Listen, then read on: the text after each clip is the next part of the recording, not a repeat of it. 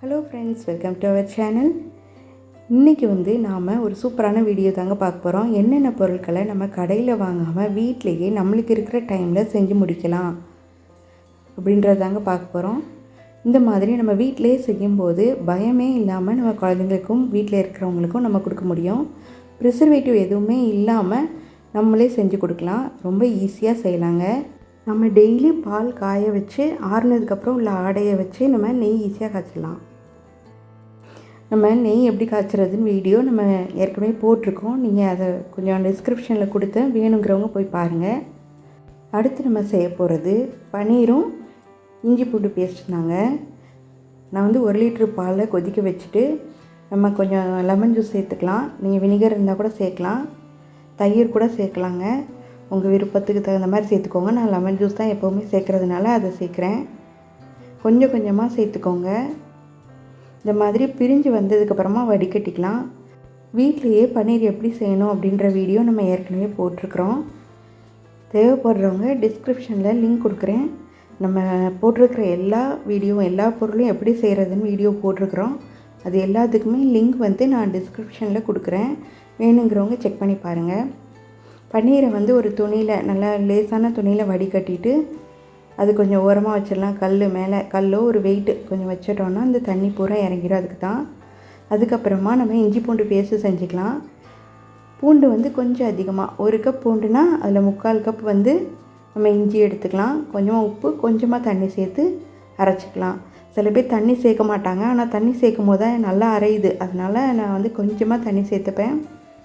நீங்கள் 1 மாதம் வச்செல்லாம் இதை யூஸ் பண்ண முடியாதுங்க. பண்ணுறவங்க பண்ணுறாங்க. நான் அவ்வளோ நாள் வச்சுக்க மாட்டேன், 1 வாரத்திலே காலி பண்ணிடுவேன். இது எல்லாமே நம்ம ஃப்ரிட்ஜில் வச்சு யூஸ் பண்ணுறது தான் மேக்ஸிமம். நெய் மட்டும் நம்ம வெளியவே வச்சுக்கலாம். அதே போல் கரம் மசாலா பொடியை நம்ம வெளியவே வச்சுக்கலாம். பன்னீர் பாருங்கள் எவ்வளோ சூப்பராக, எவ்வளோ சாஃப்டாக நம்மளுக்கு இது கிடைக்கிது. வீட்டிலையே நம்ம சூப்பராக செஞ்சிட்டோம். குழந்தைங்களுக்கு ரொம்ப பன்னீர் பிடிக்கும். நம்ம பன்னீர் வச்சு நிறைய நம்ம செய்யலாம். வீட்டிலையே நிறைய ரெசிபிஸ் செய்யலாம். செஞ்சு பாருங்கள். அதே போல் அடுத்து சாஸ். இதையும் நம்ம குழந்தைங்களையும் பிரிக்கவே முடியாது போல், அந்த மாதிரி ஆயிட்டாங்க. எதுக்குனாலும் சாஸ் இருந்தால் போதும், சாப்பிட்டுக்குவாங்க. நம்ம அதையும் வீட்டிலே எப்படி பண்ணலான்னு நம்ம வீடியோ போட்டிருக்கோம் பாருங்கள். நம்ம கொஞ்சம் பட்டை, ஒரு சின்ன துண்டு பட்டையும் மிளகும், கொஞ்சமாக பூண்டு, தக்காளி பழம் இதெல்லாம் வேக வச்சு எடுத்து அதுக்கப்புறமா அரைச்சி ஃபில்ட்ரு பண்ணிவிட்டு விதையை எடுத்துடலாம். அதுக்காக தான். நாட்டு சக்கரை சேர்த்துருக்கேன். நிறைய நாட்டு சக்கரை, கொஞ்சமாக சீனி சேர்த்துருக்கேன். உங்களுக்கு எது வேணுமோ சேர்த்துக்கோங்க. இல்லை ஃபுல்லாகவே நாட்டு சக்கரைனாலும் சேர்த்துக்கலாம்.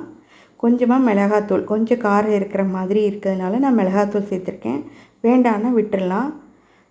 நான் வினிகர் சேர்க்காமல் லெமன் ஜூஸ் சேர்த்துருக்கேன். லெமன் ஜூஸ் சேர்த்ததுக்கப்புறமா ரொம்ப நேரம் கொதிக்க விட வேண்டாம். கடைசியில் லெமன் ஜூஸ் சேர்த்தா போதும். பாருங்கள், இப்போது நம்ம இடையில கோடு போடும்போது 2 கோடு ஒன்றாகாது. அதாவது தண்ணி பதம் அந்த மாதிரி இல்லாமல் நல்லா கொஞ்சம் திக்காக இருக்கணும். அதுக்கப்புறமா நம்ம அதை யூஸ் பண்ணிடலாம். குழந்தைங்களுக்கு எதுக்கு எல்லாமே வச்சு கொடுப்போமோ சாஸ், அதுக்கெல்லாம் அது யூஸ் பண்ணலாம். ரொம்பவே டேஸ்ட்டாக இருக்குங்க. செஞ்சு பாருங்கள். அடுத்தது சீஸ், மொசரல்லா சீஸ் தாங்க. இதுவும் நம்ம வீடியோ போட்டிருக்கிறோம். லிங்க் நான் டிஸ்கிரிப்ஷனில் கொடுக்குறேன். பாருங்கள், நம்ம பன்னீருக்கும் இதை சீஸுக்கும் நிறைய வித்தியாசம் இருக்குது. பார்த்தீங்களா? நம்ம பச்சை தண்ணி, வெந்நீர் ரெண்டையும் 2-3 தடவை மாற்றி ஊற்றணும். அதில் இதுக்கும் நான் லெமன் ஜூஸ் தாங்க புழிஞ்சிருக்கேன். ஆனால் பொங்கக்கூடாது. பால் லேசாக சூடு வந்த உடனேயே நம்ம லெமன் ஜூஸ் சேர்த்துருவோம். சீஸுக்கு பால் பொங்கினதுக்கப்புறம் சேர்த்திங்கன்னா அது பன்னீராக தாங்க வரும். சீஸ் பாருங்கள் எவ்வளோ நல்லா சாஃப்டாக சூப்பராக வந்திருக்கு. பாருங்கள், 2 தண்ணியும் மாற்றி கொஞ்சம் சுடு தண்ணி, அப்புறமா கொஞ்சம் பச்சை தண்ணி, ரெண்டையும் மாற்றி சேர்த்து நல்லா இந்த மாதிரி தண்ணி போக எடுத்துக்கணும். ஃபில்ட்ரு பண்ணி நல்லா எடுத்துக்கோங்க. இது நம்ம துருவியும் சாப்பாட்டில் கொடுக்கலாம். இல்லை நீங்கள் சாண்ட்விச் அந்த மாதிரி வச்சு கூட கொடுக்கலாம். ரொம்பவே நல்லாயிருக்கும். இதையும் ட்ரை பண்ணி பாருங்கள். இதுக்கும் நம்ம கடையில் வாங்கணுன்னு அவசியம் இல்லை. நான் 1/2 லிட்டரு பாலில் செஞ்சதில் இவ்வளோ சீஸ் நம்மளுக்கு கிடச்சிருக்கு. நான் மேக்ஸிமம் தோசை சின்னதாக செஞ்சு இந்த சீஸ் போட்டு கொடுத்துருவேன். வெங்காயம், சீஸு, பெப்பர், அந்த ஒரிகானோ இதெல்லாம் போட்டு கொடுத்தோன்னா பிள்ளைங்க சாப்பிட்டுக்குவாங்க.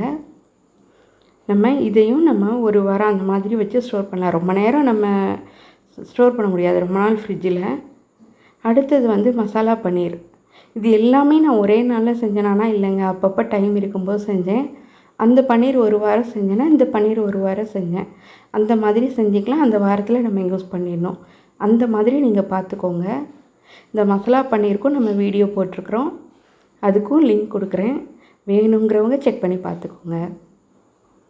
இதுவுமே ரொம்ப நல்லாயிருக்கும். நம்ம பன்னீர் எப்படி செய்வோமோ அதே போல் செய்யலாம். அடுத்தது வந்து கரம் மசாலா தூள். நம்ம நிறைய ஐட்டம் இன்னும் நிறைய செய்யலாங்க.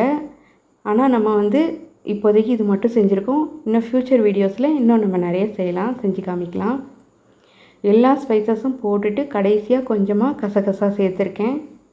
கொஞ்சம் பெருஞ்சீரகம் மட்டும் கொஞ்சம் நல்லா போட்டிங்கன்னா நல்லாயிருக்கும் வாசனையாக கரம் மசாலா தூள்.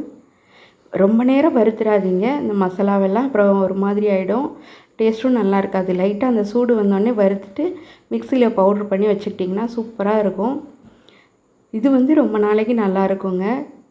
நம்ம கடையில் வாங்குகிற பொடியை விட அவ்வளோ மணமாக இருக்கும். நீங்களே செஞ்சு பாருங்கள். நம்ம இன்றைக்கி சொல்லியிருக்கிறது எல்லாமே ரொம்ப ஈஸியாக வீட்டிலே செஞ்சலாம். செஞ்சு பார்த்துட்டு சொல்லுங்கள். தேங்க்யூ.